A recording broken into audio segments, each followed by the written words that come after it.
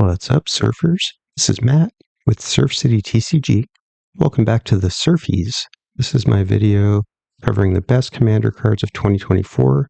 We've got nominees in over 20 different categories. If you didn't catch any of the previous parts, this is part 5. No, part 6. I don't know. Who knows anymore?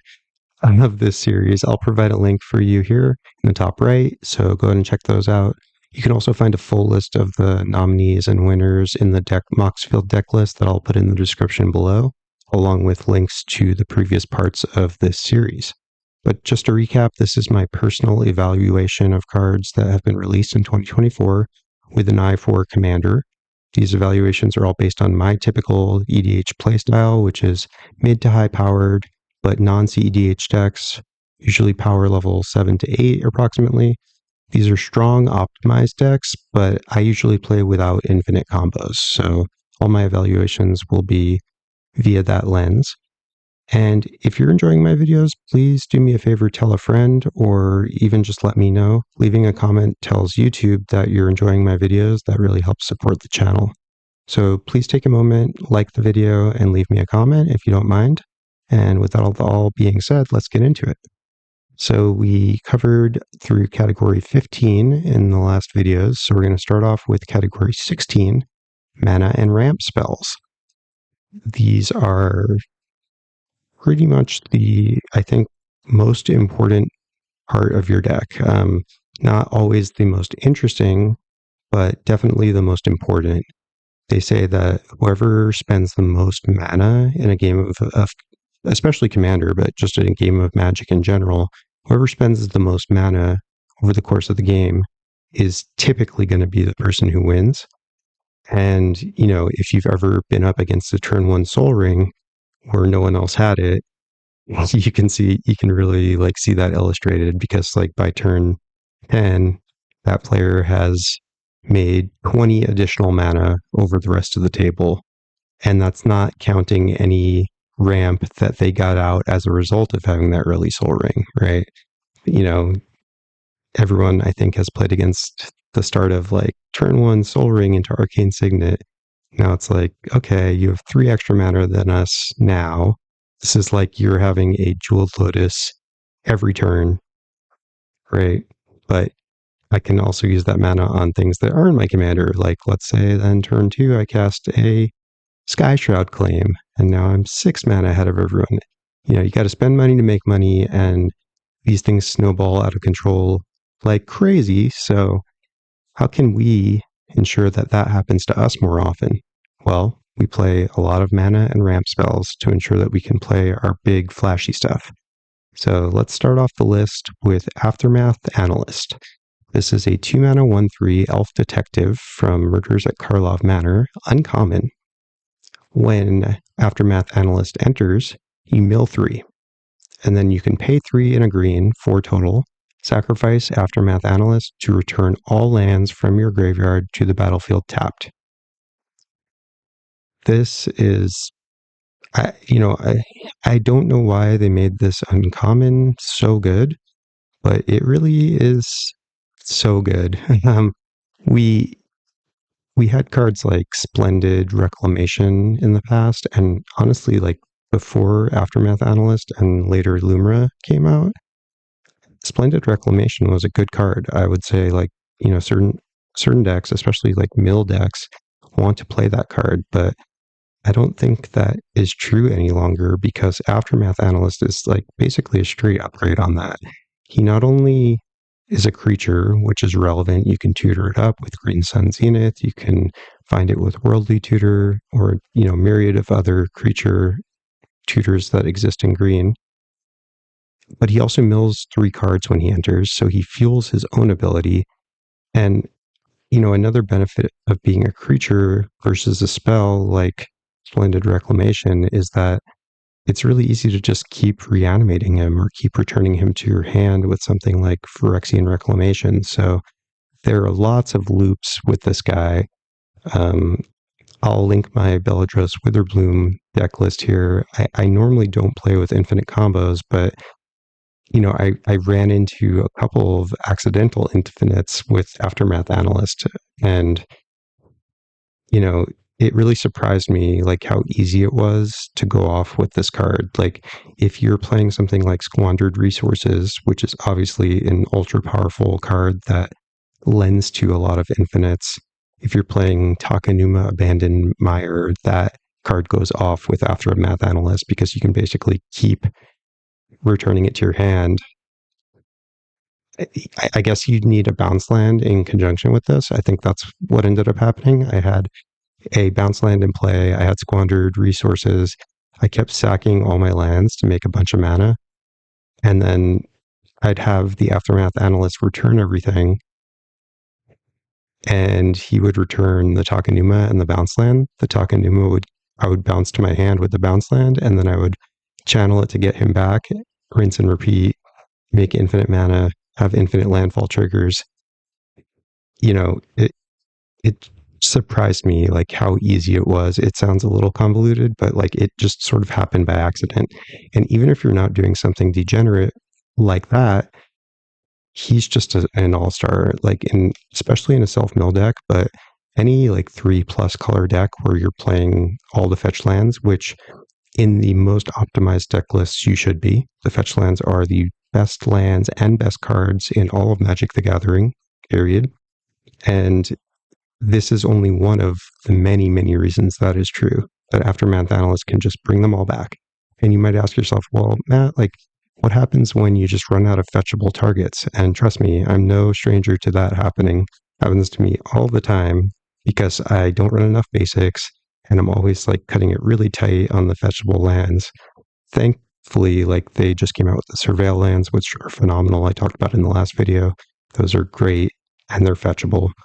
But like the other nice thing is with the fetch lands, if you run out of stuff to fetch, you can just search up your Yavimaya Cradle of Growth if you're in green, or Borg Tomb of Yawgmoth in black, or have a like Dryad of the Elysian Grove in play, a Chromatic Lantern.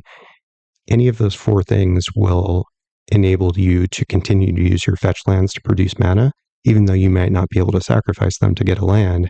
You could still tap them for mana if you have one of those four cards in play. So Aftermath Analyst is just so good. Like you don't need to play it in a combo deck. Any deck where you're milling a bunch of cards, like if you're playing Ripples of Undeath in your deck, I talked about this in the last video in our card advantage draw engine category, you're going to find that all of a sudden you've got 10, 15, 20 land in your graveyard.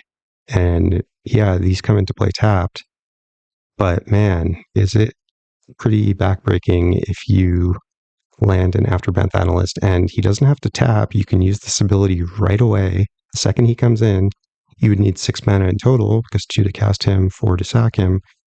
But opponents have no opportunity to respond to that if you don't give them priority because, unless they counter him or they counter the activated ability of sacrificing him, that's really the only way to respond to this besides like trying to exile your graveyard.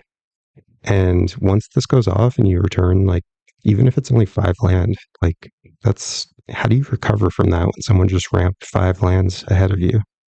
It's very, very powerful. Consider him in any deck where you're ending up with land in your graveyard for any reason. This should be something that you're very, very strongly considering. Phenomenal card. Too good, in my opinion, but we've got it. And as long as we've got it, I'm going to use it. Enduring Vitality. So I talked about this a little bit because we talked about the Enduring Cycle in a previous video, but we didn't go over this card specifically, so let's do that now.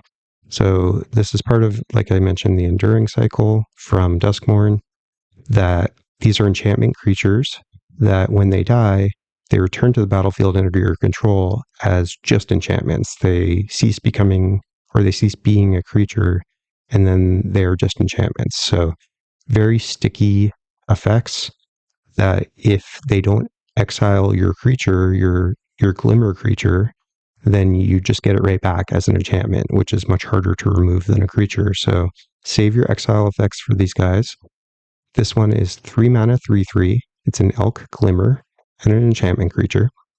It's got Vigilance, and it gives you the effect of creatures you control have, quote, tap, add 1 mana of any color. So this is a Cryptolith Rite in creature form.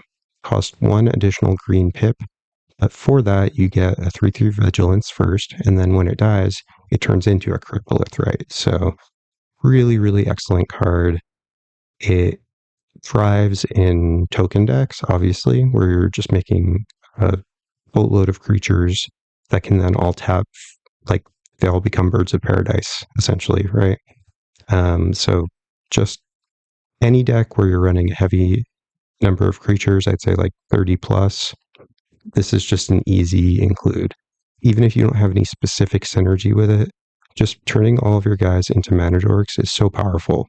If you've never played with an effect like Cryptolith, right, it's hard to imagine how good it might be until you experience it. So if you're in that boat and you haven't tried a card like this, I'd recommend just throwing it in a creature deck that you feel like it would make sense in and see how it like plays out. And I think you'll be a little surprised about how good it really is.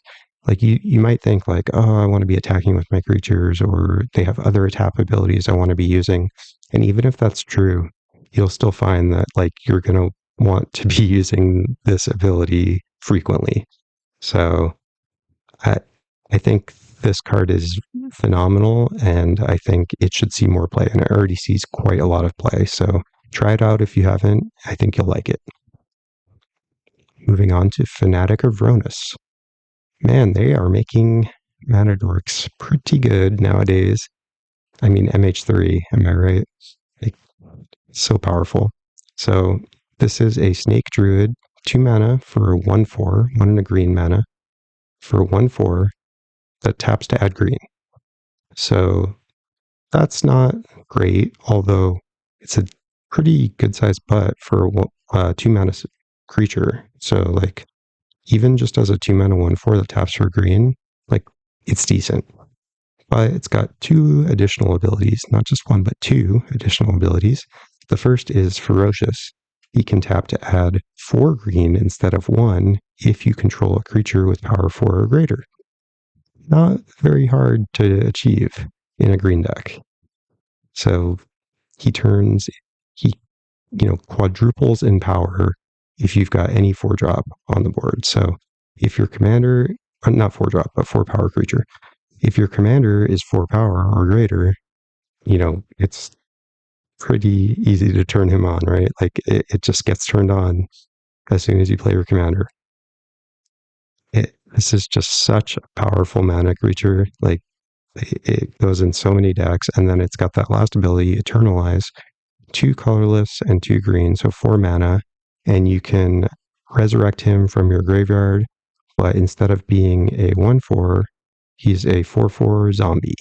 So he activates his own Ferocious ability once you Eternalize it. So just such a synergistic and powerful combination of abilities, really pushing the boundaries on power level for a mana dork. This is a just incredibly good card that is going to find a place in many, many, many decks. It's just so powerful, and it's hard to kill. You can't lightning bolt it, you can't abrade it, you can't anything that's just 3 damage or -3/-3 is not going to get him. So really strong card, definitely a worthy contender for what to add to your collection among many, many good and powerful cards this year. All right, moving on to Lumra, Bellow of the Woods. So for 6 mana, you get a legendary elemental bear. He is a star with vigilance and reach. Star is power and toughness equal to the number of lands you control. So assuming you're playing him on curve and didn't have any mana rocks or mana dorks, he would be a 6/6. And then when he enters, you mill 4 cards, then return all lands from your graveyard to the battlefield tapped. So I mentioned Lumra when we spoke about Aftermath Analyst. They do almost the same thing, right? And for the same amount of mana, in a way. Aftermath Analyst requires you to pay the 2 for him and then 4 to sack him. Lumra, you just get both effects combined. and you get to mill 1 extra card. Plus, you get to keep your Lumra, which may or may not be a good thing. Like I mentioned earlier, one of the reasons Aftermath Analyst is so powerful is that you can recur it and like keep casting it. But Lumra just having this huge body on the board is certainly never a bad thing. Like, he can get huge, like up to 10-10. I've had him be a 20-20 index before.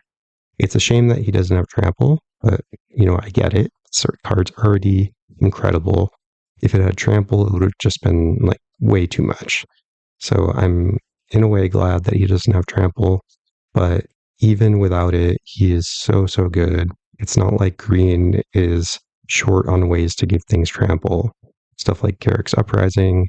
There's tons of other ways. I can't even mention them all, but it's very easy and common for green to be able to give its creatures trample.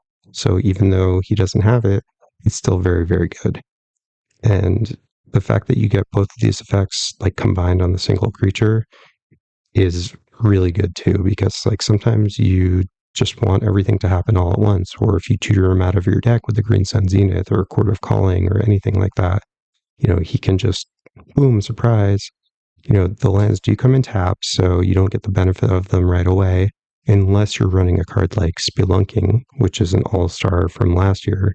If you haven't played this card, give it a chance, because this card is absolutely nuts. It's you might not realize how having your lands enter untapped will really impact a game, but try a game out having a Spelunking in play on turn 3 and report back. Let me know how that went for you. If you've got a Spelunking or an Amulet of Vigor out when you cast your Lumra and you've got, I don't know, 5, 10, 15 lands in your graveyard, that's just GG, because like you're going positive 10 mana at that point. 6 plus 16 minus the 6 you paid for Lumra. It's just pretty hard to lose if you get that off. And that's really not that outrageous of a scenario. That kind of thing happens all the time. And I'd say the lower power level you're playing, the more powerful a card like Lumra is. I mean, in some ways, like having a lower power deck means you'll probably have less land in your graveyard, because you might not have as many fetch lands or, other things that are just self-milling. But in general, I think Lumra really pulls its weight at any power level. And, it's come down to a pretty reasonable price here. I think it's worth investing in if you don't have one. Really strong card. I really like it. All right, moving on to Omen Path Journey. This is a card that I did not give enough credit to when it came out. And I tested it because I started running it in my Bellow Bard the Brambles deck, because it's really good in that deck, as it's a 4/4 that can attack. And the effect is, I already thought the effect was good, but I think let's read what it does and then let's talk about it. So it's a 4-mana enchantment. When it enters, you get to search your library for up to 5 land cards. You don't have to get 5, but you usually will want to. They have to all have different names. You're going to exile them face up, and then you're going to shuffle. So everyone gets to see the lands you got. That's sometimes a question, but I think in general, it will tell you if something is going to be face down. If it doesn't say anything, you should assume it's face up when it says to exile it. And then at the beginning of your end step, so a nice little bonus here that it's not like on your upkeep, you get it right away. You get at least 1 land right away when you move to your end step, assuming this survives that long. You go to your end step, you choose a card at random that you exiled, so one of the 5 lands you choose at random. So you can roll a d6 and just re-roll on a 6, or you can have an opponent pull a card, or however you want to do it. And then that land enters play tapped under your control. So for 4 mana, you play an enchantment, you grab 5 lands, you go to end step, you get one of them, comes in tapped. So right away, you pay 4 mana, you get a land into play tapped. You don't really get to choose which one, but you can choose 5 good ones that you'd be happy with, any of them, and that's great. And then if this lasts the whole time, and like they're going to, in a way, they're going to want to kill it once they start to see the value you're accruing, but in another way, like it starts to get less and less value remaining. So it's like, sunk cost fallacy in reverse. opponents are like, well, you already got 2 lands off it. You already got 3 lands off it. Like, I'm not going to waste a removal spell on it now. You're only going to get 2 more land. And then by the end of it, you're 5 land ahead of everyone. And they're like, what have I done?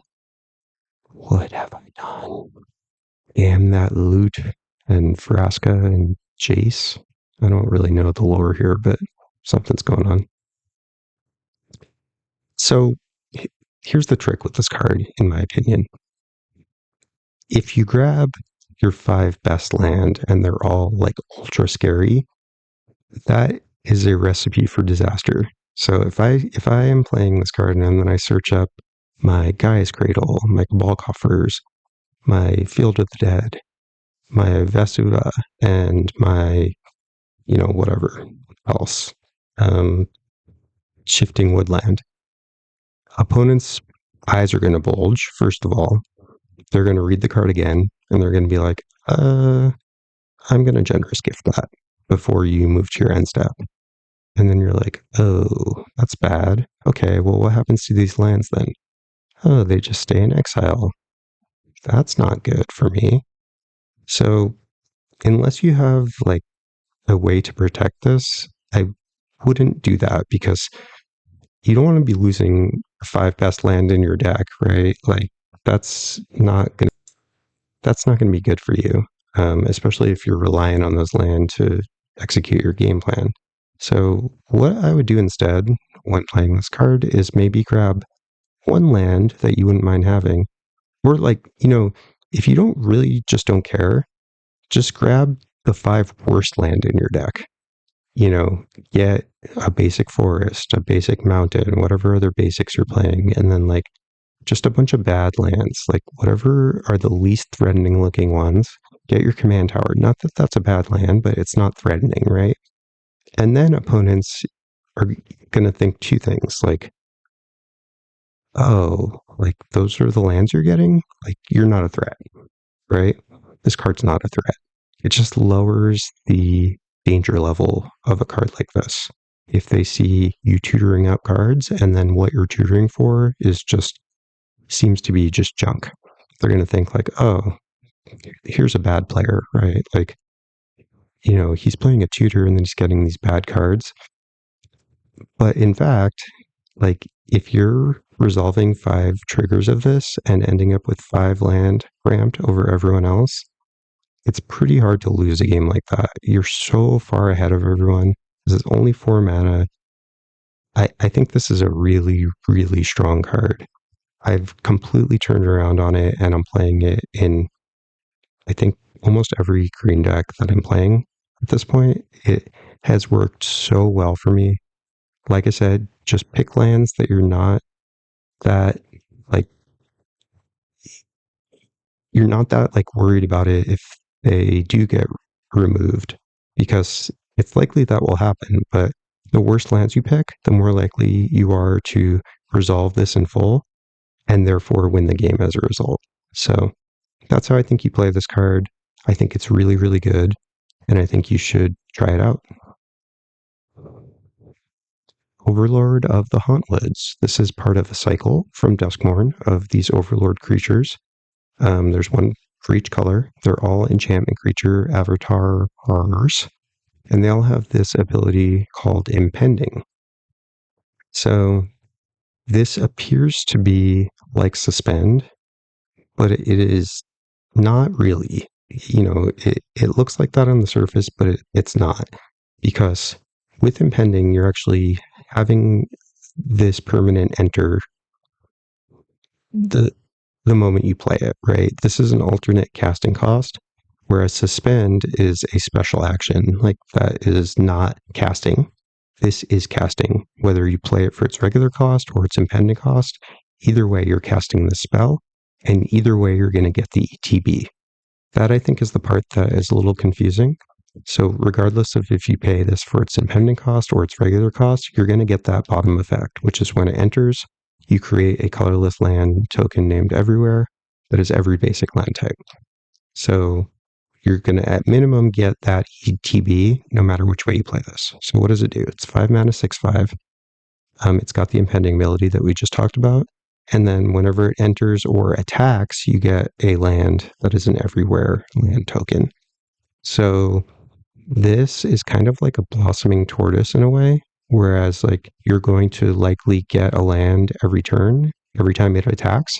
So really strong effect for a 5-mana creature.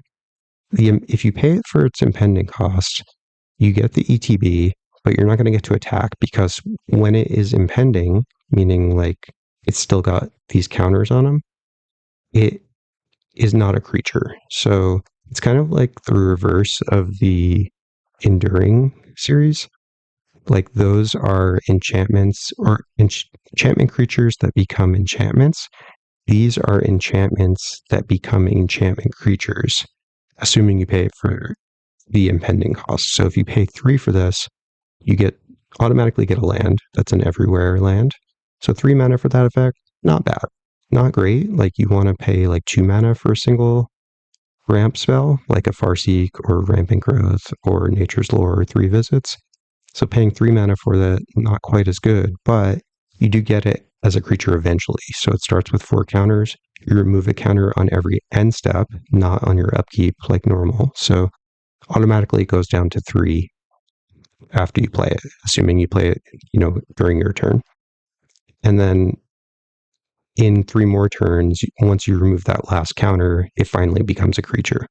Now, if you have a way to blink this, like you have to be able to blink an enchantment, and that's not always as easy as blinking a creature. But if you have a way, that's great because then it will blink.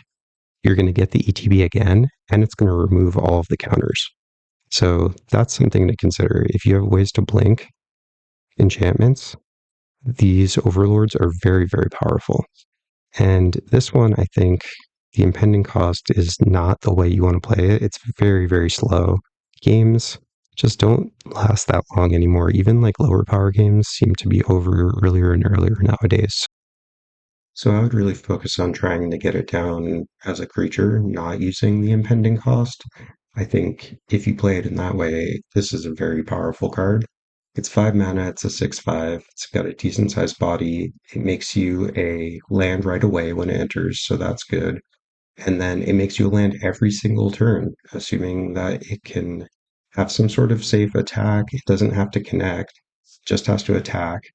And then it's just getting you constant value that the opponents have to do something about. Like if your opponent has an effect like this in play and they're just getting an extra land every single turn, it's like when they have an active Sword of the Animist or Bitter Thorn, just feels like it's this avalanche of value that, if you don't deal with it quickly, it's pretty hard to come back from because not only are they playing their land every turn probably, but they're also getting an extra land every single turn. And if they have landfall triggers to benefit from it, or, even if they don't, like it's just how do you win when someone's playing twice as many land as you, basically, and they're not having to spend cards from their hand to do that. If you can give this haste, that's extra powerful because you get the land when it enters, and then you get the land right away when it attacks. You get both of those triggers, one right after another. So giving him haste is really, really powerful too. So it's a very strong card. It just kind of, it's not necessarily threatening looking enough that they have to deal with it. It's like a blossoming tortoise, right? Like, personally, I think that card is threatening enough to deal with it, but I think when I have an active tortoise in play, people don't tend to react. And I think they should react more often because that sort of like permanent value engine is the kind of thing that ends up costing you the game and you might not have even realized. It's just all of a sudden that person has 17 land when you're at 8. And you're like, what happened? How's that even possible? You weren't drawing any cards. Like, how did this game get away from me? And it's cards like this that enable that to happen. So be on the lookout to play both with and against this card in the way that you should, because it's a doozy.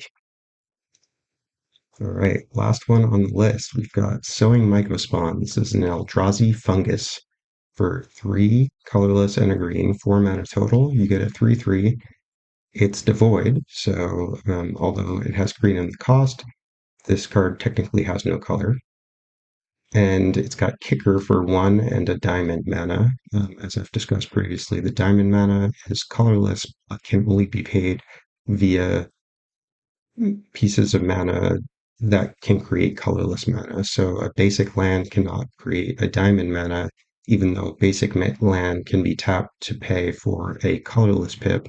This is like a special colorless pip that requires you pay with a source that can make colorless. The Pain lands, for example, or the Talismans can make colorless mana, and that has to be used to pay this cost. So for just the 4 mana effect, you get a 3/3 that when it enters, or sorry, it's not when it enters, it's when you cast it, because this is an Eldrazi, it has a cast trigger rather than an ETB. So the difference is that if they counter this spell while it's on the stack, you still get your cast trigger because you cast the spell. This effect is separate from the spell. So interesting little factoid with this. It can be both good or bad for you. It's usually good because it protects it from being countered.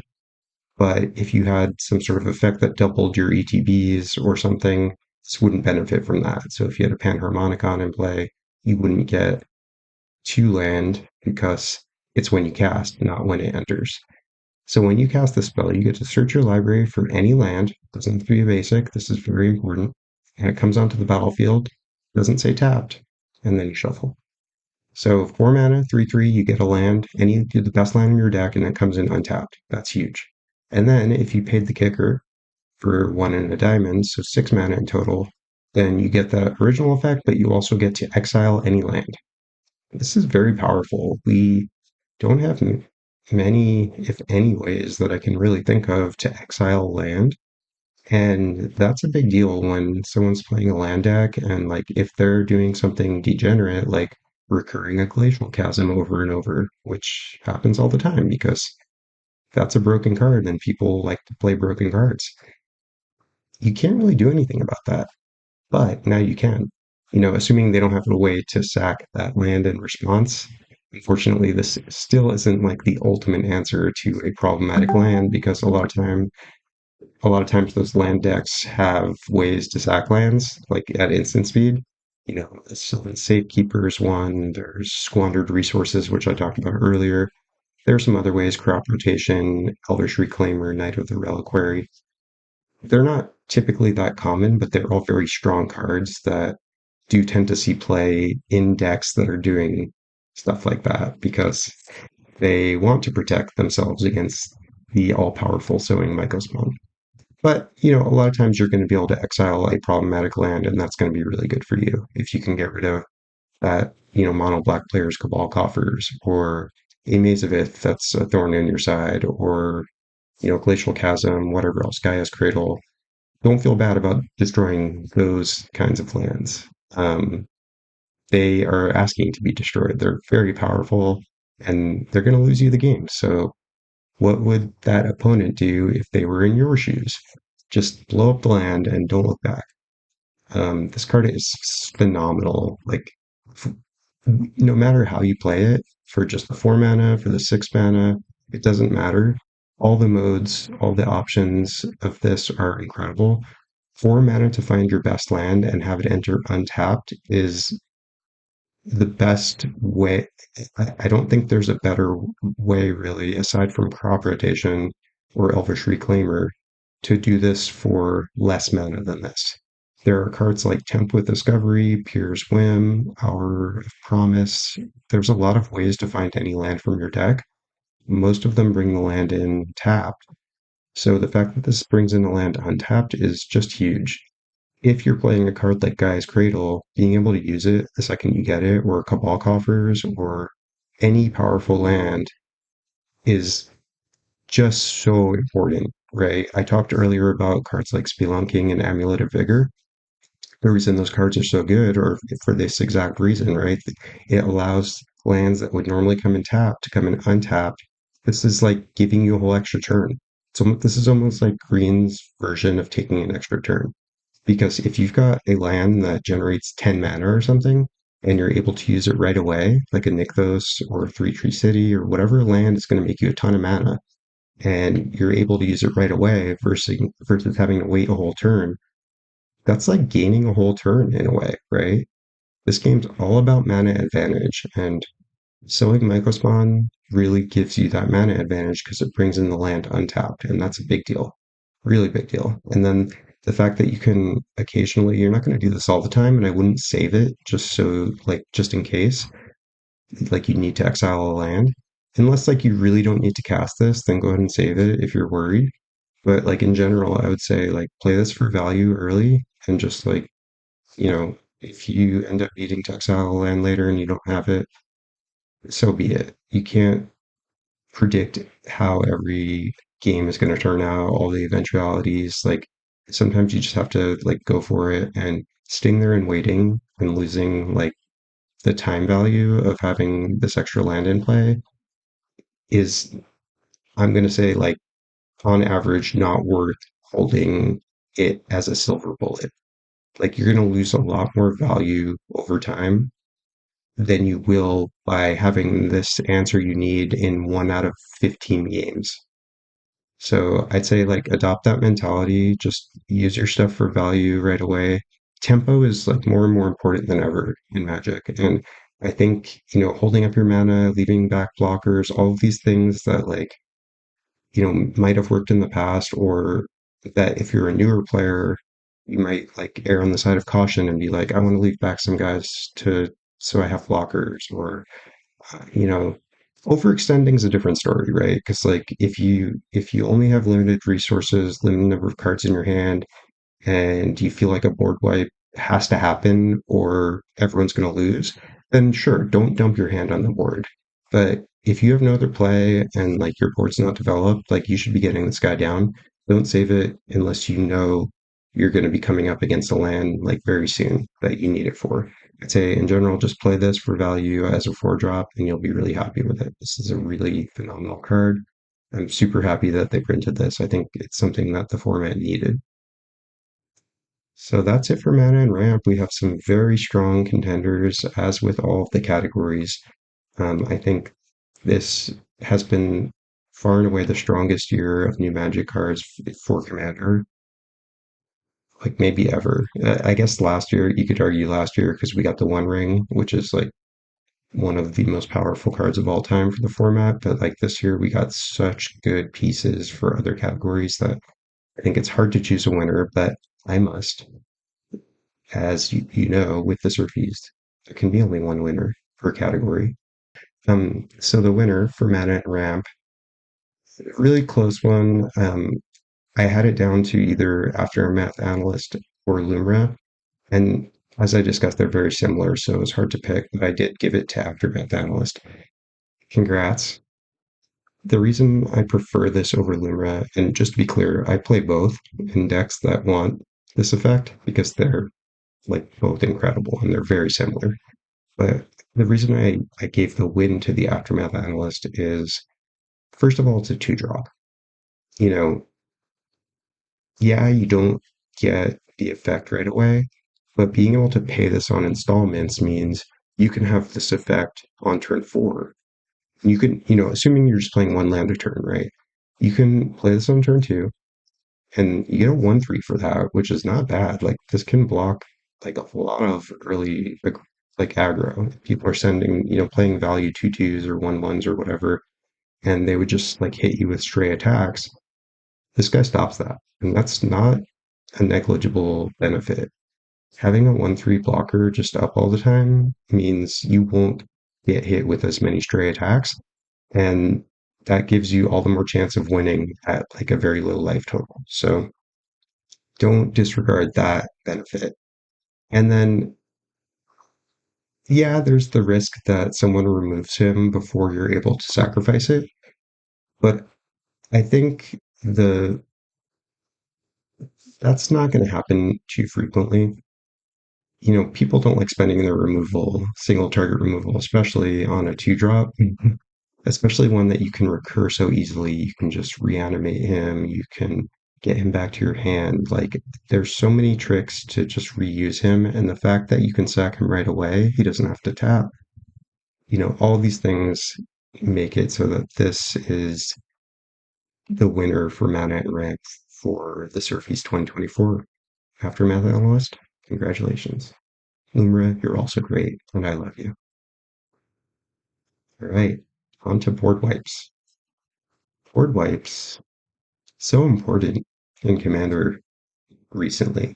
I'd say there was a little while, like maybe last year, right? Where people were kind of eschewing board wipes and saying board wipes are so lame and they just extend the game. And a lot of times that's true.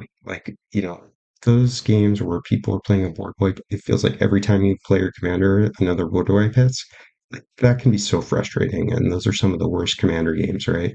And then everyone kind of sits around and durdles because no one has any value engines or whatever.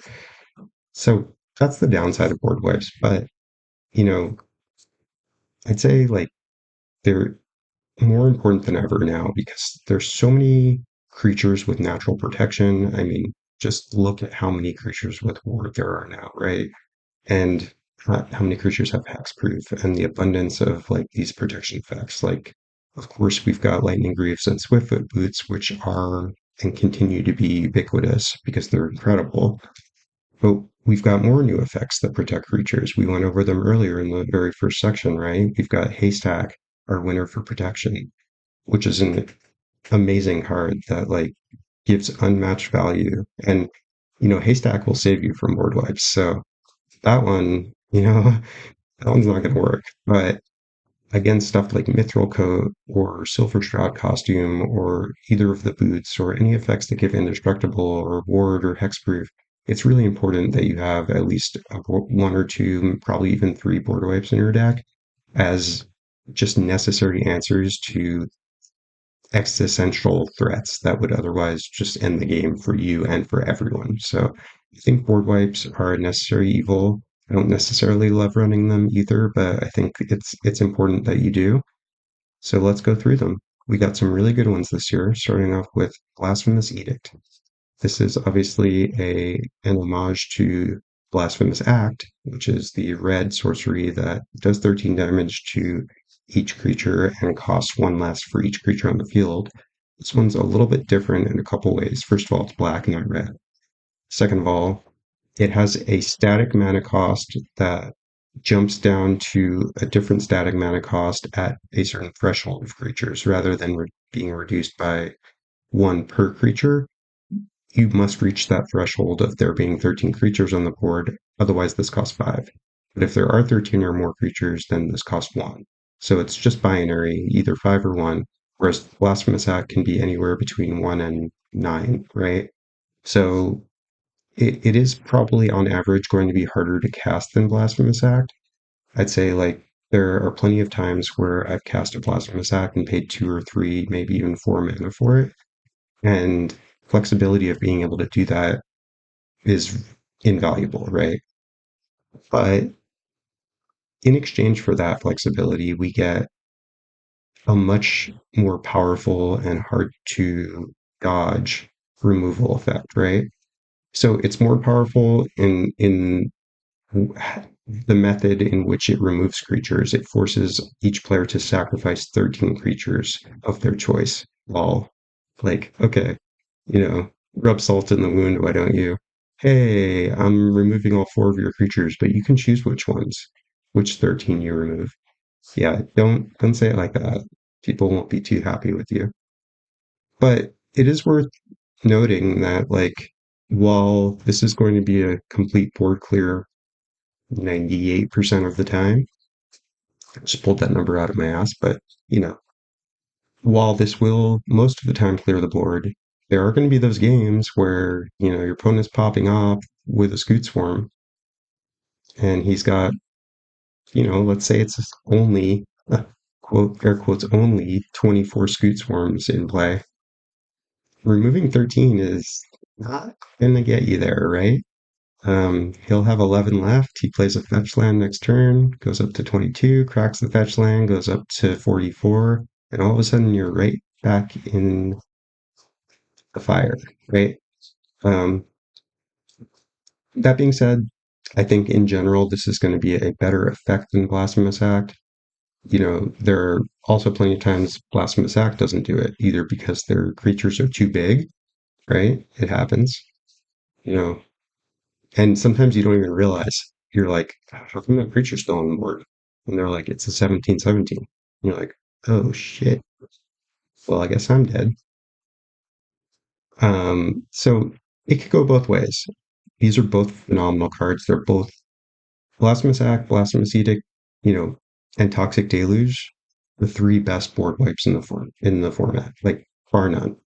I'm not counting Sightgrift. It's kind of a different effect, right? If we are counting Sightgrift, then I don't know how to order those, but those are the four best, right? Followed by like Farewell, Vanquish the Horde, and then it sort of trails off from there. The Blasphemous Act is a super staple going forward. It's probably not quite as good as Toxic Deluge, but you want to run both, honestly. Like, I don't see any reason why you shouldn't run both unless you're like very much opposed to running more than one board wipe, in which case I don't really know which one's better. I'd probably run Toxic Deluge. I think it's just more flexible and is still gonna deal with the most difficult boards, just like Blasphemous Edict will. But it's hard to say which one's better. That being said, this card is incredibly good. Expect to see it everywhere, all the time, forever. On to Desynchronization. This is a cool card. It's from Assassin's Creed. It's 2 and 2 blue for an instant that says return each non-land permanent that is not historic to its owner's hand. So historic are cards that are either one of three things: artifacts, legendaries, any type of legendary, right? Or sagas. So sagas, probably not relevant. It'll come up here and there, but like mainly what you need to know is this is going to bounce all non-legendary creatures, non-legendary, non-artifact creatures, all enchantments, you know, artifacts will stay on the board, and legendaries will stay on the board. Legendary creatures, legendary enchantments, legendary planeswalkers, whatever. Everything that's not legendary will get bounced unless it's an artifact or a saga. So the fact that this is an instant speed, like asymmetric board wipe, makes it very, very strong. If you've played cards like Raise the Palisade or what is that white? There's the white one that Damning Verdict. These one-sided board wipes are it's hard to explain how powerful they are. I ran desynchronization in my Leonardo da Vinci deck, and it's so strong. Like, yeah, it's not going to hit every single thing you want. It's not going to bounce players' commanders, but that's kind of good. Like, you don't want to piss everyone off with a Psych Rift, right? Playing a card like this, like, never feels that bad for opponents because they get to keep their commanders. You're playing this, like, specific card that is really only good in your deck because maybe you have a lot of artifacts or you're just playing, like, a legendary tribal. Like, this is great in the Joe to the Unifier deck, for example. Like, what isn't great in that deck? It's just a busted card. But I really like these niche cards that like are very powerful in certain decks, but they're not going to make every single deck. But when you have the right deck for a card like this, it feels really good and it's fun to play and it doesn't feel too bad to play against. I really like this card. I think it's very strong and I would expect to be seeing, a decent amount of this card going forward because, if you're playing against an opponent who's heavy artifacts or legendaries, expect that they're going to be packing this if they're in blue. Like it's a strong card. Final Showdown. This is a cool one. This is a spree card from Outlaws at Thunder Junction. It's a single white mana, but not really, because you can't ever cast this for the single white. You have to, at minimum, choose one of the three modes, but you can choose up to all of them. So this is a modal spell, and it's got like different costs depending on which modes you choose. So, if you want to play all three modes, then you pay the white pip plus 1, 2, and 5. So 8 mana in total, 3 white and 5 colorless for all three modes. Or You could pay just the first mode for 1 and a white, or just the second mode for 1 and a white. Any combination you want, right? And you pay whatever the cost is. And then the effects happen in this order. So that's important to remember. We'll go over that again in a minute. So let's say you choose all three modes. You get first the first effect. All creatures in play lose all abilities until end of turn. So any keywords they have, any death triggers, any words in the text box go away, right? Now, if there are other effects in play, like Anthem effects or other layers they're called, then this gets pretty confusing. So you might need to consult an experienced player with questions on how layers work, or look up a YouTube video. But basically, all creatures lose all abilities till end of turn is number one, and then you're going to choose a creature you control and give it indestructible. So after the abilities are stripped, then you apply an indestructible layer to one of your creatures, and then you destroy all creatures. So destroy does not remove an indestructible creature, so your creature would survive, and every other creature would be destroyed. And that's for 8 mana. That's a very, very powerful effect to strip everything of its abilities and then to board wipe. And this is an instant, which is huge. If this was a sorcery, we wouldn't be talking about it. It's not good enough as a sorcery. I'm not saying it's bad, but like there are plenty of amazing sorcery speed board wipes. We just talked about a bunch of them, and you don't need this one if it was a sorcery. But this being an instant is huge. And it's so flexible, right? Like you don't have to use it as a board wipe. You can use it as just, hey, I'm going to save my commander, give it indestructible till end of turn. This isn't a good price to pay for that, but you're paying a little bit extra to have the flexibility of being able to use the other modes when you need them. And that is historically quite worth it, I would say, on modal spells. If you haven't played with a lot of modal spells, I would suggest you try, because they give you tons of options. And if you're a strong player who is good at evaluating, like, difficult and varied decision trees quickly, modal spells can really open you up to a lot of creative and powerful plays. So don't ignore a card like this. It's very strong. And I think like we don't get very many instant speed board wipes. So have your eyes peeled when you see a card like this. It's really, really good. Season of Gathering. This is a 6 mana sorcery in green. Green board wipe, you say? You don't see too many of those. So what does it do? This is one of the paw cards. I don't know how to call these exactly, but you know, you get like 5 currency to spend. They're called these paws. This little paw symbol that's there, right? You get to choose any combination of these 3 abilities listed as long as they cost 5 paws or less.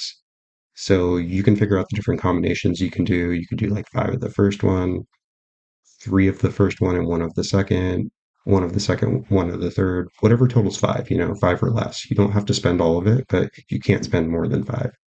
So what do the abilities do? First one says, put a +1 counter on a creature you control and give it vigilance and trample till end of turn. It's pretty good. It's not great. Like you don't want to be paying 6 mana for 5 of the first effect if that's the only mode you're ever using. There are better ways to do it, right? We've got Overwhelming Stampede. We have, of course, Craterhoof Behemoth and like Pathbreaker Ibex. They're better overrun effects, but it's just like I talked about with Final Showdown. The flexibility of just being able to give, like a lot of times what you might do is just use 1 of the first mode and, destroy all artifacts and enchantments, 2 of the second mode, which is why we're talking about this in the board wipe section, is for that second mode, right? This can either destroy all artifacts, all enchantments, or both. If you use 2 of the second mode, then you're going to hit all artifacts and enchantments, and then you have that 1 paw left over that you can say, okay, well, I have this like 6/6 that's sitting here without trample. I'm going to give it +1/+1, trample, and vigilance until end of turn. Now I have a 7/7 trample vigilance that I can send in at someone. Like, talk about insult to injury. You just blew up all of their artifacts and enchantments, and now you're like popping them with a 7/7 that's still going to be able to stay back for blocks. So that's the kind of power that exists in this card. And the third mode is also very strong, like 3 mana to draw cards equal to the greatest power among creatures you control.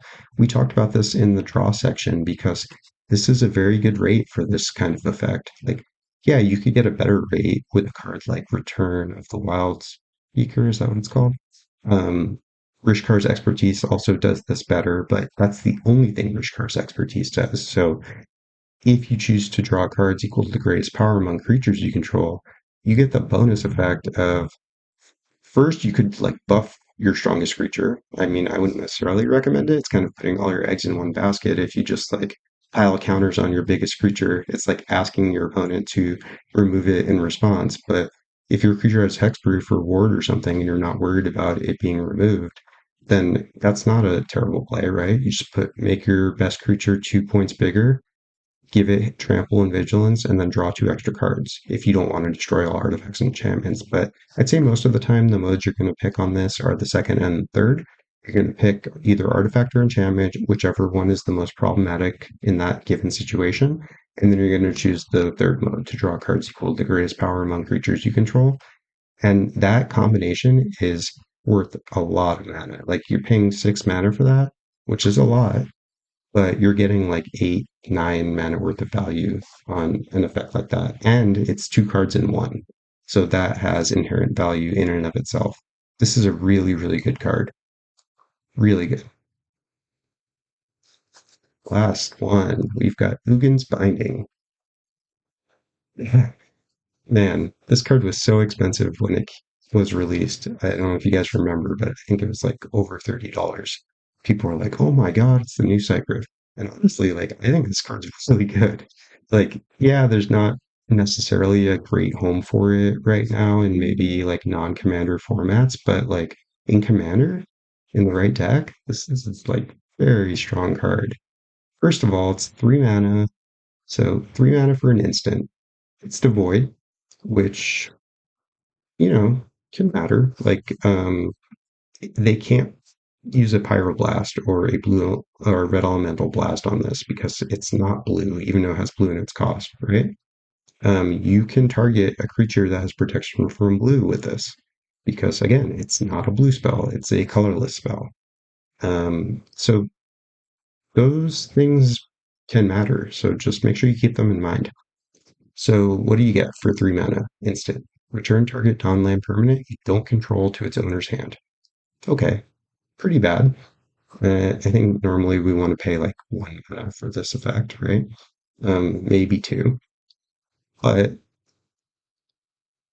then, whenever you cast a colorless spell with mana value 7 or greater, you can exile this from your graveyard, and if you do, you return each non-land permanent you don't control to its owner's hand.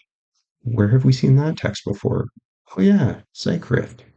So, this is a 3 mana bounce spell that, once it's in your graveyard, becomes a Cyclonic Rift whenever you want. You don't have to do it, right? But anytime you cast a 7 mana or greater colorless spell, looking at you, Eldrazi, right? Eldrazi Titans, big artifact deck, you know, anytime you cast a 7 mana or greater spell, you get to the option to Cycrift by exiling this from your graveyard. And guess what? They can't counter that. They can counter it with a stifle, right? But not a counterspell. Because this is not a spell being cast, this is a triggered ability that is created when you cast the spell with mana value 7 or greater. So can they counter the spell with mana value 7 or greater to stop this? No, they can't. They can counter the spell, but the trigger will still happen and you still get the option. And guess what? All non-land permanents bounce back to your hand. So in the decks in which this fits, it's obviously crazy. When you see an opponent cast this, it's truly a horrible feeling because it's just sitting in their graveyard and like it's gonna happen, right? They're gonna and like God forbid they have an affinity card, right? If they play you know mirror mirror enforcer, the 7 mana mirror with affinity, like oh my god, 0 mana Cycrift, anyone? Like this card's great. I it got really cheap. I would pick up a copy if you don't have one, like for $2. The next time Eldrazi are back in the forefront, like this is going to pop off. So, and we're getting an Eldrazi set, I think, next year. So, I'd get yourself a copy of this if you don't have one. It's a very good card. And sometimes it's just going to work out that, like, it's really good in your deck. Like, if you're playing I don't know if there are any 7+ mana devoid commanders that are blue. Obviously, this would be crazy in a deck where the commander could trigger it. I don't know if such a thing exists. If you can think of one, drop a note in the comments because I'd be curious about that. So, very, very good stuff for our board wipes here, but there can be only one winner. And the winner of the 2024 Surfie for Best Board Wipe of the Year goes to It's Blasphemous Edict. No surprise. This is just one of the best board wipes ever. Um, Little else to say except get used to groaning when you see an opponent tap a single.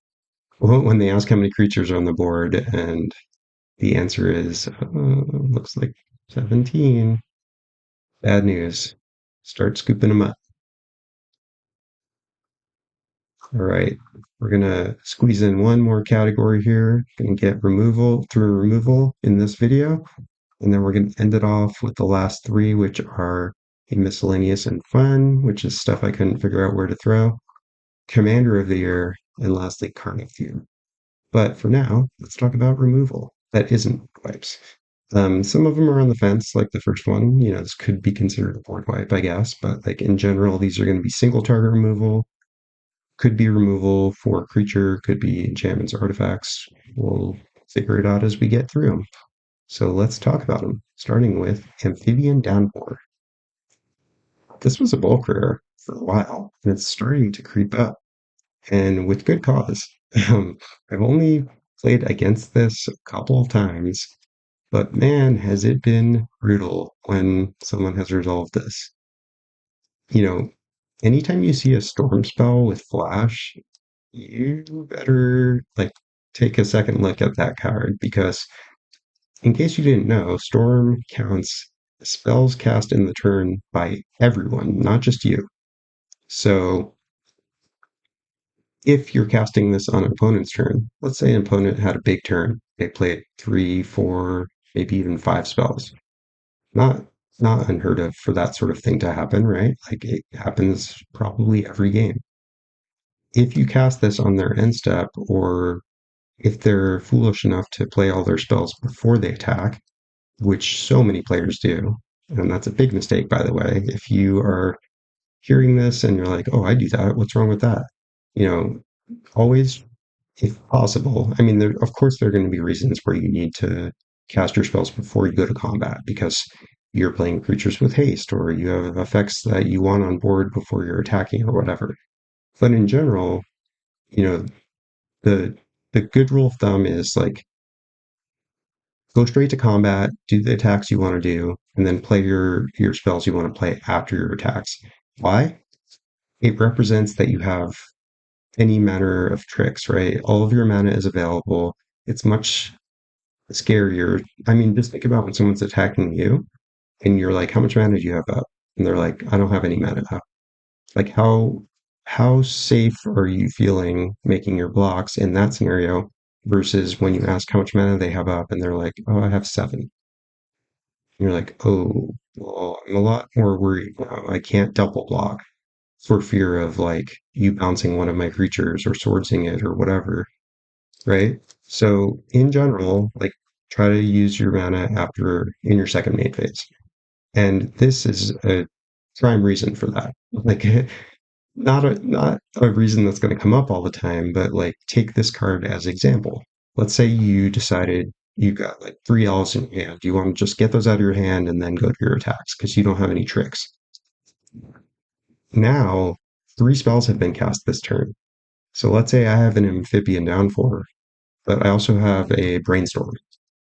And I also have an offer you can't refuse. So I've got 5 mana.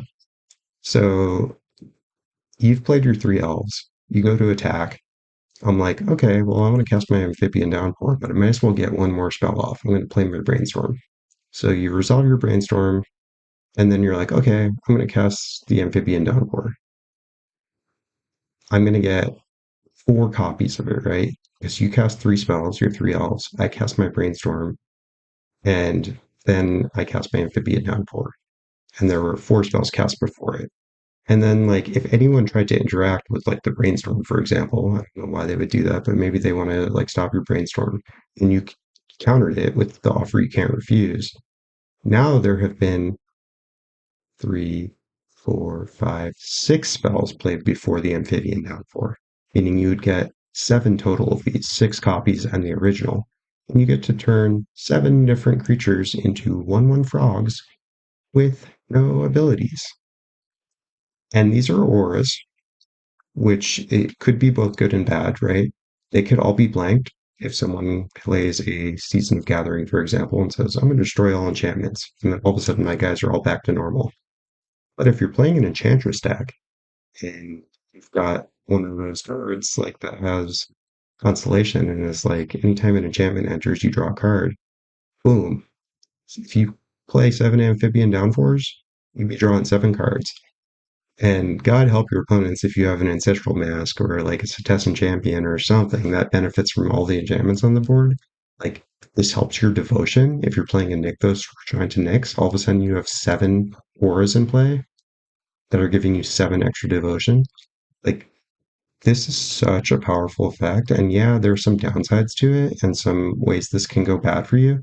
But in general, like, this is such a unique and powerful card that I think it's definitely worth trying out. You don't need any synergy to play this card. Just try it out in any deck. It's been a real eye opener for me how strong this card has been, both in my favor and against me. So I'd say try it out. Really, really strong card. All right, come back wrong. If you watched my Duskmorn review back in the day when that set came out, feels like forever ago, but it was probably only like 6 months or something, or 4 months. You know, I love this card. I love everything about it. I love the name. I think the name is so on point, so poetically gorgeous, and the art. I like both this art and the other art. I'll put them both up here. But yeah, I actually really like the stylization, the showcase art from Duskmorn. I think it's super cool. And this is such a powerful effect. So what do we get? It's 2 and a black for a sorcery. Only sad thing is that it's a sorcery. I mean, like, man, if this was an instant, it would just be so, so good though. So at sorcery, still worth playing, which is saying something for a removal spell. So what does it do? Destroy target creature. If a creature was put into the graveyard this way, return to the battlefield under your control. Sacrifice it at the beginning of your next end step. So one thing I didn't realize when I initially reviewed this card is that if you hit someone's commander, they cannot put it in the command zone until the effect is done. So it gets destroyed unless they sack it in response or something, right? But if this goes off and destroys their commander, it gets destroyed, it's put in the graveyard, and then it gets returned under your control, and they can't do anything about it. You get it, and then you sacrifice it at the beginning of your next end step, and then they can put it in the command zone at that point. So that's one point in this card's favor. And then in general, even if you're not killing a commander, this is just such a good card. Like, there's so, like, look at all the powerful creatures we've gone through in this list already. Destroying one of them, already good. Not a good rate for 3 mana sorcery, but you get it, right? It doesn't get haste, so if you have ways to give it haste, that's usually pretty good. You're going to probably want to mainly run this in decks where you can give that creature haste, or you can sacrifice it for some benefit, or you have some benefit for a big creature entering under your control. That being said, if you just throw this in any black deck, I think you will find that you're always going to be happy to see it. It does some zany things, and it's going to get you out of some tight spots that few other cards could do. This is kind of like Saw in Half. You could even destroy your own creature. There might be times you want to do that if you want to just like re-trigger the ETB or get the death trigger again. destroying, casting Comeback Wrong on your Kokusha the Evening Star, for example, will kill it, trigger, deal 5 to all opponents, you gain 15. Then you get it back. And then if you don't have a way to sack it or use it or whatever, it'll just die again on your end step and do another 5 to everyone, and you gain another 15. So if that happens unimpeded, you've done 10 to each opponent, and you've gained 30 life. And you had to kill your Kokusho the Evening Star in the process, but that's a pretty good rate on dealing 30, gaining 30. So this card, it's hard to kind of explain all of the things it can do because it can always be doing something really interesting and cool. And I think that it's worth playing a slightly less efficient removal spell to get such a sweet card and such a cool effect. All right, Flare of Malice. This is the black Flare from Modern Horizons 3. 4 mana for an instant, but you can sacrifice a non-token black creature rather than paying the spell's mana cost. So we talked about the Flare Seers already. All these flares are great, except for the green one. The green one's just whatever. I think it's worse than Cultivate usually, unless you're in mono green or something. Like I would just play Cultivate because, I'd rather have the easier to cast spell for 2 and a green. But we're not talking about the green flare because it's awful. The black flare, extremely good. This one says each opponent sacks a creature or planeswalker with the greatest mana value among creatures and planeswalkers they control. So this is like a Soul Shatter, which is an incredibly good card that every black deck should be playing probably, but it might be free. Seems good. And does black care about sacrificing creatures sometimes? I wonder. You know, if you've got, let's say you cast a Comeback Wrong on your opponent's Kokusha the Evening Star or Archon of Cruelty or whatever, all of a sudden you have a black non-token black creature that you can sacrifice to Flare of Malice to make this free. That's like it generating 3 or 4 mana for you. This can sack your commander usually, like, that's probably the thing you want to sack the least. But sometimes you're playing a commander that just wants to be sacrificed, like Henzi Toolbox Torre is a good example. Sometimes you just want Henzi to die because recasting him and reducing your blitz costs even further can be like a path to victory for you. So you're not always going to want to sacrifice one of your creatures, but like if you have to, it's nice to have the option. And even if you end up paying 4 mana for this, it's an effect that is really powerful and really can be worth it. So this card is just excellent. It's like a a staple, I'd say, going forward. Like very strong, very powerful black instant speed removal that is going to pull its weight for you. Really good card. Ghostfire Slice. I love this card. I don't ever see people playing it, but I play it in so many decks, and I think it's so cool. 2 and a red for a colorless spell, the Void. Again, like we talked about with whatever it was that we were talking about that had Devoid.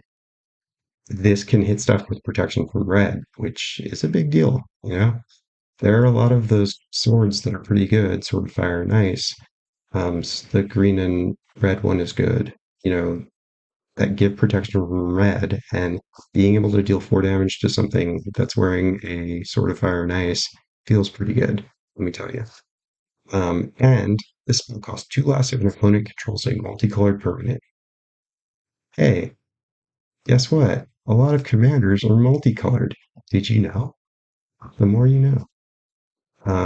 So, in the case where any opponent has any multicolored permanent in play, which happens in pretty much every commander game, then this only costs 1 mana. And then you're getting a lightning bolt that does 4 damage and also is not red, which is usually a good thing for you.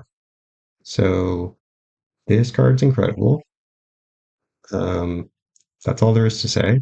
You can point it at their face if you need to. You can kill a 4 toughness creature. Like, this just goes in every red deck. Like, you know, Tell me I'm wrong.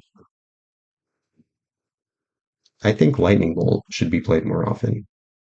Like, there's so many annoying utility creatures. I don't know how many times I'm going to bring up Bloom Tender, but like, Bloom Tender is a creature that will lose you the game. If you don't deal with an opponent's Bloom Tender, like right meow, then it's just going to accrue such value for them that you will probably lose. So I love packing like cheap removal like this that can also like go face, especially if you need it. Because if you don't deal with a creature like that, it's just going to take over the game. And this can deal with like so many more things than 3 damage can. I think it's worth running over Lightning Bolt for the occasional times where it's going to get you and you're not going to be able to cast it for one, because that does happen. I remember vividly one game where, you know, there were plenty.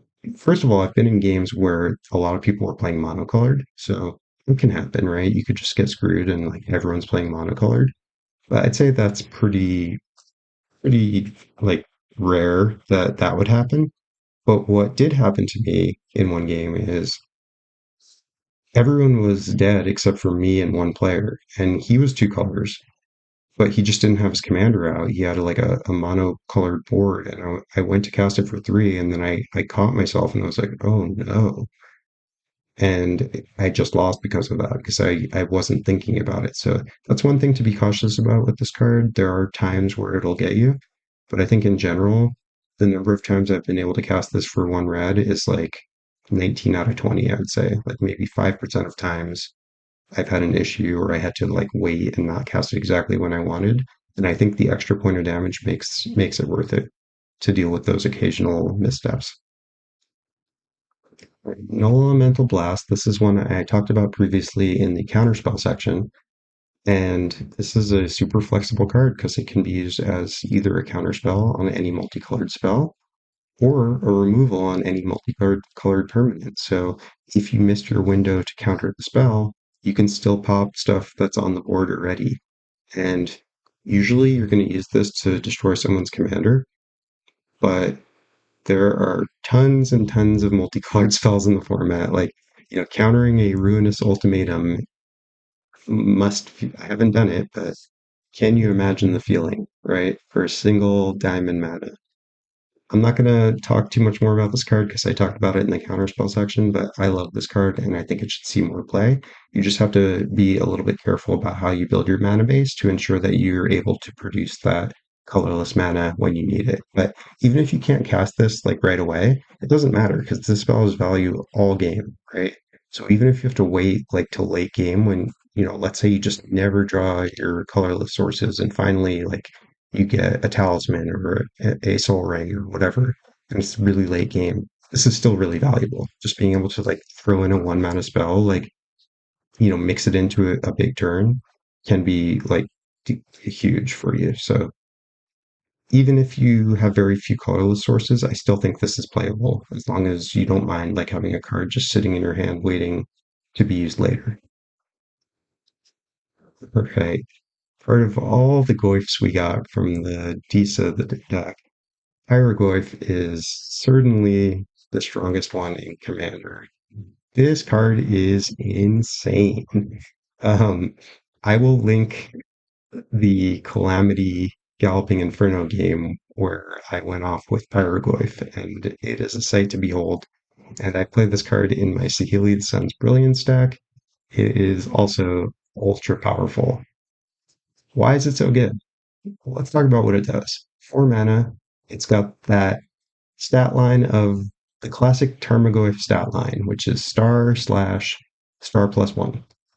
So its power, if there are no cards in graveyards, it's a 0/1. But then for each card type among cards in all graveyards, it's that much bigger. So typically you'll find that this is going to be like somewhere between a 4 and 6 power. You know, the card types, there's 9 of them. Creature, planeswalker, battle, creature, sorcery, instant, artifact, enchantment, land, and kindred are all the types. So it could be as big as a 9. That's the highest it could get.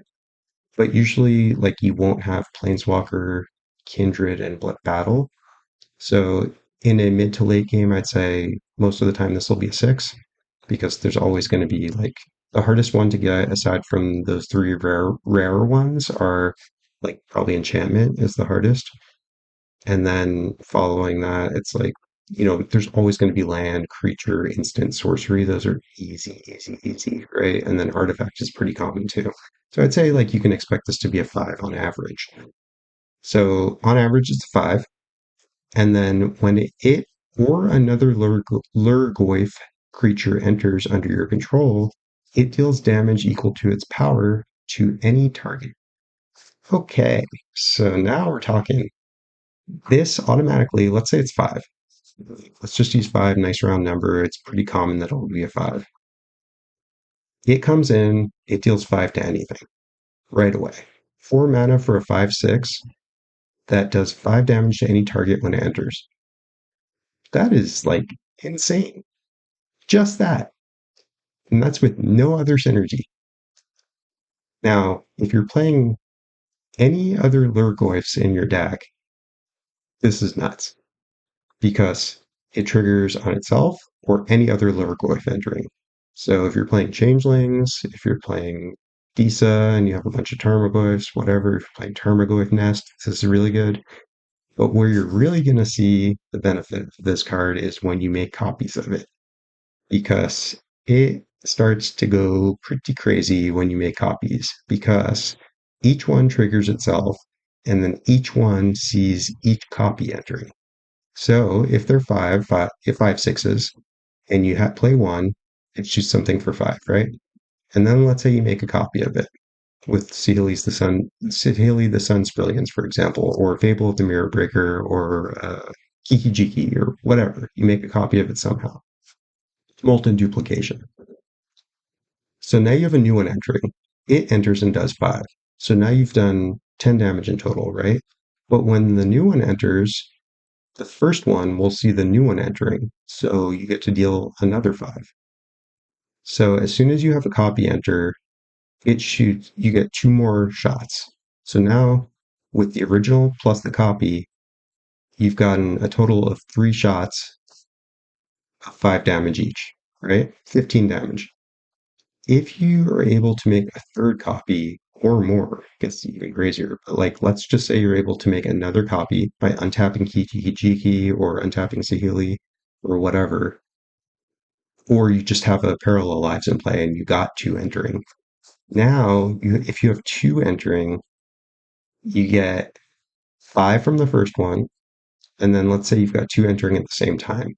Each of those will do 5, so that's 3 instances.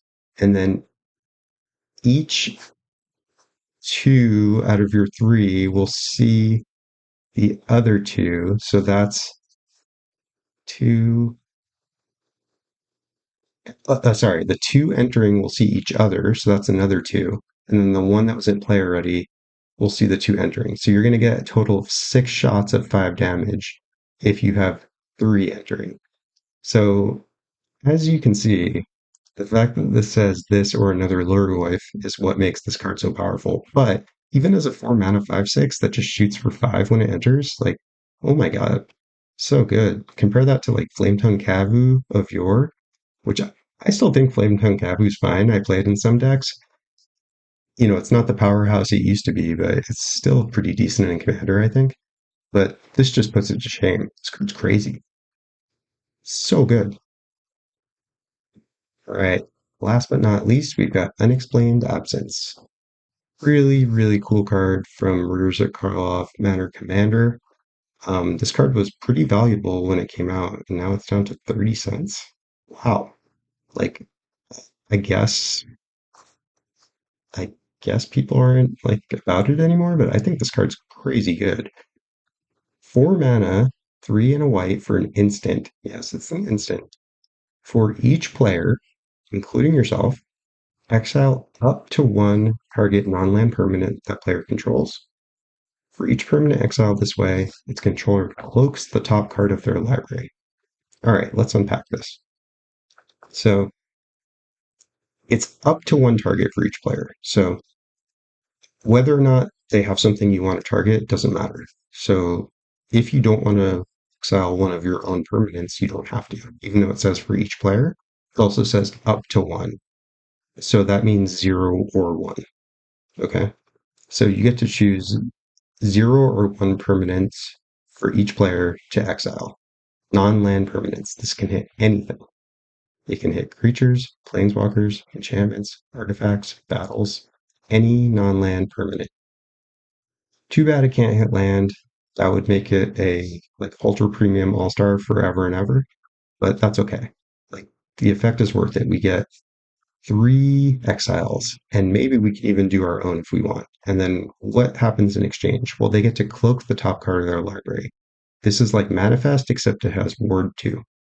So what that means is they're going to take the top card of their library, they get to look at it, no one else gets to see it. It goes face down, it becomes a 2/2 creature that has Ward 2. If it is a creature, in fact, underneath, they can pay the creature's mana cost to flip it over whenever they want at instant speed. So, there will be times where you hit their like coma and then they get to flip it at instant speed and like ruin your day. But they would have drawn it the next turn anyway, so it's not like all that different than them just like drawing and casting it. It's like they drew a card basically. And I'd say 97% of the time, they're never going to flip it. Either they won't remember, or it won't be a creature, or they won't care to flip it. So this is just an ultra flexible removal spell. Great rate. You're getting to hit 3 people's things. You could just destroy some random crap that you don't care about that you have. Like if you have a bunch of food tokens lying around and you're like, I'd rather have a 2/2 off the top of my deck. You can do that. You could hit one of your own things too. Such a good card. Really strong. And I would say like play this more often. Yeah, 30 cents. I would just buy like 10 of these. Like for $3, have 10 in your collection, throw it in every white deck. You'll never ever be unhappy to see it. Really strong card, very, very powerful. So that's it for our removal. Some really strong stuff here, but there can be only one winner, and the winner for best removal spell of 2024, according to me, it's Ghostfire Slice. I am such a huge fan of this card. I think it overperforms like few other cards. You know, the flexibility of being able to burn someone for 4 and also being able to just remove most commanders, most annoying creatures. You can like combine this with a block. Like you can bluff an attack and like get the extra couple damage in to kill something that's 6 toughness or something if you need to. But like generally, like you're gonna find this spell doesn't work. I was very tempted to give to Unexplained Absence because like this is such a good value spell. Like, and it's just always every time I draw this, I'm so happy. But like the same is true for Ghostfire Slice. So like paying 1 mana for this effect at instant speed, I just I can't tell you how strong this card's been for me. I think you should play it and see for yourself. But to be honest, like everything in this section is really good, and I've been very happy with all of these cards. So, good stuff here, but congrats, Ghostfire Slice. You got the dub.